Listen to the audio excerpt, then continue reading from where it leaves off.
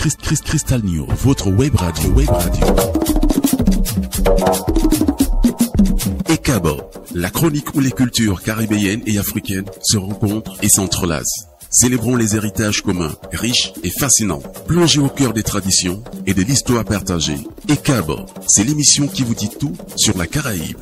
La chronique ECABO, c'est sur votre web radio Crystal News avec Nadine Priam Plesnage. Tous les lundis et mercredis à 8h.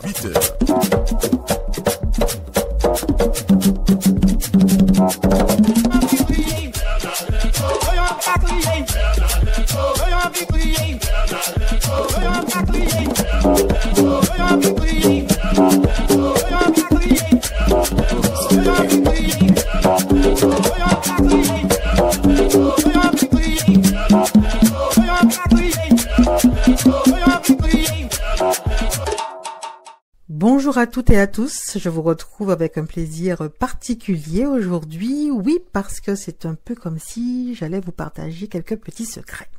Je vous invite à découvrir une facette très authentique des cultures afro-caribéennes. Je vais parler des contes et légendes. Aujourd'hui, nous allons voyager dans l'univers magique des contes et légendes de la Caraïbe et vous le verrez, les racines et l'imaginaire africain ne sont jamais bien loin. Ces récits fantastiques, on les redécouvre actuellement, on renoue plutôt avec eux en ce moment au travers d'ouvrages notamment, car longtemps ils ont fait partie de la tradition orale. Fut un temps, il rythmait les soirées familiales ou plutôt celles du lakou. Le lakou, c'est le regroupement de plusieurs foyers de famille sur un même site. Ces contes pouvaient également animer les veillées mortuaires avec des variantes adaptées à la vie du défunt. Ainsi, comme nous le savons, ces contes et légendes constituent un ciment social. Ils transmettent des valeurs, réveillent des souvenirs, servent de régulateurs au respect des règles sociales par leur morale et nous rappellent que l'Afrique reste présente même dans les îles et les côtes caribéennes les plus éloignées. Les amis, est-ce que la coudre? Le conte débute toujours, en tout cas aux Antilles françaises, par ces deux interjections, yécric, yécrac, suivies d'une interpellation de l'auditoire. Est-ce que la cour dort? Non, la cour ne dort pas, répond l'assemblée. Alors restez à l'écoute, chers auditeurs, et constituez mon lakou pour aujourd'hui. Je vais vous présenter 6 figures des mythes caraïbéens. Alors ouvrez grand les oreilles, car ces légendes, je vous le promets, résonneront avec les vôtres ici au Bénin. Les amis, est-ce que la coudre? Et si on commençait avec Anansi? Allez, Anansi vient directement de l'Afrique de l'Ouest, vous le savez. Lors de la traite transatlantique, il ou elle a traversé l'océan pour devenir une icône des contes, mais plutôt du côté de la Jamaïque, de Trinidad et Tobago, ou encore au Guyana ou en Louisiane. Dans un de ses contes, Anansi veut posséder toutes les histoires du monde. Il ruse pour les obtenir, mais ses plans échouent, montrant que l'égoïsme ne paye pas. Dans un autre, il trompe un tigre affamé en lui faisant croire qu'il est invincible et réussit à s'échapper. Morale de l'histoire, la ruse peut sauver la mise, mais la cupidité ou l'arrogance peuvent causer des ennuis. Numéro 2, la diablesse, la tentatrice aux sabots de chèvre. Alors messieurs, cette histoire vous fera réfléchir avant de suivre une femme inconnue dans la nuit. La diablesse des Antilles francophones et même anglophones est une femme envoûtante, vêtue d'une longue robe. Elle attire les hommes dans des endroits isolés, mais si vous la regardez bien, vous verrez qu'un de ses pieds est un sabot de chèvre. Nous appelons les chèvres en créole en cabrit, un cabri. Une belle femme au pied de cabri, c'est le signe distinctif de cette figure mythique.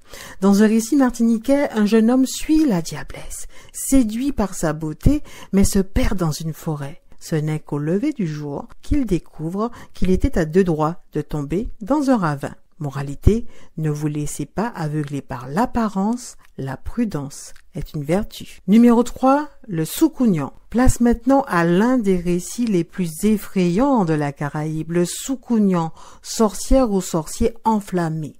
Le Soukounian est une personne qui, la nuit, se transforme en boule de feu pour nuire à ses victimes. Elle cache sa peau humaine dans un pot, sous un arbre ou encore accrochée derrière une porte selon les variantes. Personnellement, on m'a dit que pour le démasquer, il faut trouver la peau et la badigeonner de gros sel. Les cris du propriétaire au moment où il la remet permettraient de dévoiler au grand jour son identité au voisinage. Moralité, respectez les autres, mais restez sur vos gardes face aux personnes mystérieuses.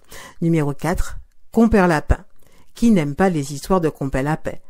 Érigé en héros universel chez nous, un maître de la ruse pour parvenir à ses fins, mais il finit souvent par se faire prendre.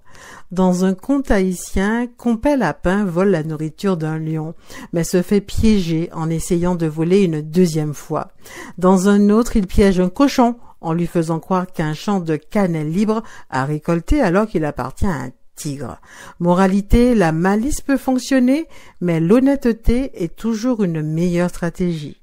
Numéro 5, Maman de l'eau, la sirène, protectrice des eaux.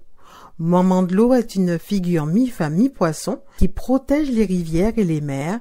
Elle est parfois bienveillante, mais elle sait aussi punir. 6e position, le Dorlis, la figure la plus connue sans doute aux Antilles françaises. En effet, elle se glisse dans le lit des femmes la nuit pour abuser d'elles. Pour éviter cette situation, il est recommandé de porter son sous-vêtement à l'envers, mettre un bol de sable au pied du lit ou à l'entrée de la chambre, car le Dorlis devra compter chaque grain de sable avant de passer à l'action, ce qui laisse le temps au soleil salvateur de se lever et le chasser.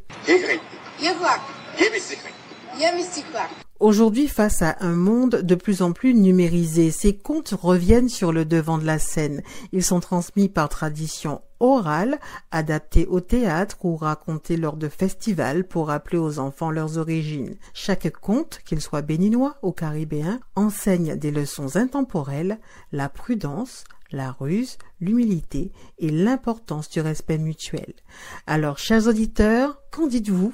Ces contes ne sont-ils pas un écho lointain, mais familier, des histoires ici au Bénin et plus largement en Afrique de l'Ouest? Merci d'avoir partagé avec moi en tout cas aujourd'hui cet univers magique. Je vous retrouve très bientôt pour un nouvel épisode d'Ekabo. Prenez soin de vous et rendez-vous au prochain numéro.